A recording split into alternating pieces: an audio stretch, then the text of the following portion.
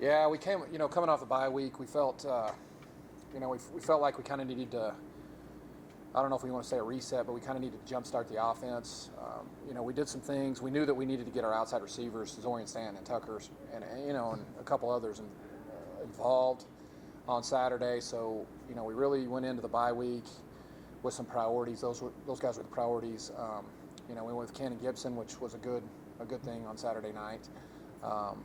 One thing is just to kind of jumpstart the offense, and so really pleased with the start. Really pleased with the first quarter. I thought defensively we played well in the first quarter. Give Western New Mexico credit. I think in the first half they came out with some quarterback run, and kind of caught us off guard a little bit. We made some adjustments. I wish our adjustments would have come a little bit quicker, but we did get them fixed, and it helped in the second half. Overall, pleased with the win. Things I wasn't pleased with was, I think penalties was an issue. We special teams penalties. We had, if you look at our special teams in the course of most of our yards the penalties came off of special teams, which we got to get cleaned up.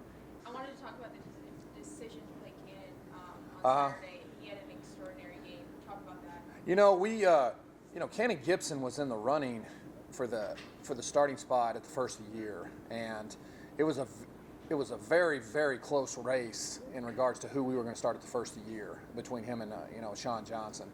And Sean, we felt beat him out, and then but the narrow, the margin of between those two wasn't much, and Cannon continued to work, he continued to prove, and so.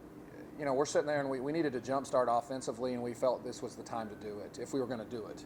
And so, I think we went with him just to, we weren't moving the ball offensively. We've faced some really good defenses. However, we felt like we needed to do something different, and part of that was bringing him on and giving him a chance. And so I think that's what really led. Nothing against Sean Johnson. He's an incredible quarterback. We just felt like we needed to give the offense a jump start. When was that decision made? That decision was made pretty early in the week.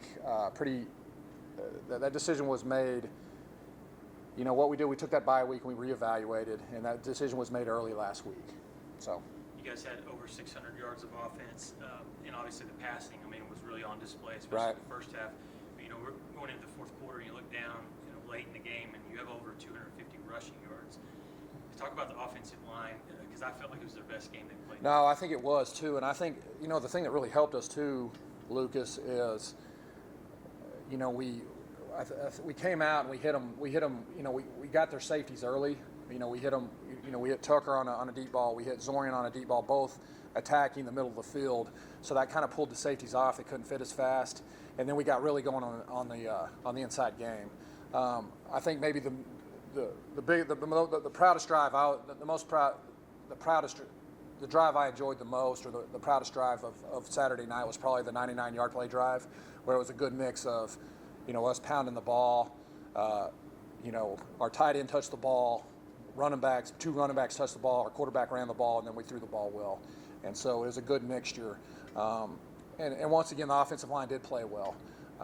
However, I do think we put them in a better situation where we got guys back off of them, if that makes sense. It's a lot easier when you don't have safeties sitting in your lap, and third level guys sitting on the line of scrimmage. That helps things out. Getting a dominant win like that against in front of the homecoming crowd, how much confidence did that give this team? Well, we needed something, right? Gosh, we're last time I talked to you guys, it's you go through the teams that we played and the defenses that we saw, and it can get discouraging. And I give our guys credit, give our young men credit. We haven't got down. We haven't, there hasn't been much complaining. We've just kind of went back to work, and we needed this. And by no means, are we at anywhere where we need to be, but we need this, and it's good to have a game like that to build a little confidence. Will Cannon be the starter moving forward? Well, absolutely. Until proven otherwise. You talked about wanting to get the passing game more involved, and you guys had more passing yards at 374 than you did rushing yards. Talk to me a little bit about what you evaluated in the bye week going into this, and how pleased you were with that. Well, the thing is, we kind of gave, we kind of took what the defense was giving us. We knew there's a big priority of their safeties coming in and fitting the run, and we were able to get in behind those safeties, get inside leverage on corners, And so it was a good, you know, I believe it was a good scheme in regards to where we got the looks we wanted, we got the safeties biting up, and then we were able to hit our receivers were able to win on the outside versus their secondary. So, you know, the plan was to get those guys more involved, but obviously the defense has to let us do that. And, you know, I thought we had a good game plan going in to attack that with the passing game. Very familiar opponent this week, the Wagon Wheel. Right. You know really well. Right. What do you see about Eastern? Well, I mean, I'm going to say this about their offense. They're as good as anybody in the nation at what they do. Okay, Coach Lee and the triple option and what he brings to the triple option, he has an answer for everything that you do. They're extremely gifted on. I mean, they have an answer for everything that you want to do against you defensively. And so, you know, I know this is said every year. You know, against Eastern, we got to play disciplined football. I mean, we've got to be able to fit the run. We've got to get our guys in the right position to make plays, and then also be able to answer what they're going to counter with. And, you know, you never know with the triple option how they're going to counter, but that's where in-game adjustments, and we got to be ready for those. The one thing I can say about this game is that these games are always tight. It doesn't matter who's, you know, if one team is 7-0 and the other one's 0-7 or whatever. These games are always one-score games. I mean, it's a battle. I mean, it's the Wagon Wheel. A lot of, you know, I looked at just alone on their defense. They're sitting there with on their starting defense. They're sitting there with 2 Amarillo kids. You know what I'm saying? So this game means something to the young men in this area, and it's always a battle. I mean, you know, you get to play for the Wagon Wheel, and so you know, I can't emphasize enough. It's you know, you try to put a bigger staple on this game if you can. You coached in this game a lot in your career, but last year was the first time you were coaching as WT going against Right. Eastern. What did you learn, you know, from last year, Josh, that you want to take into this year? Well, I mean, that's I think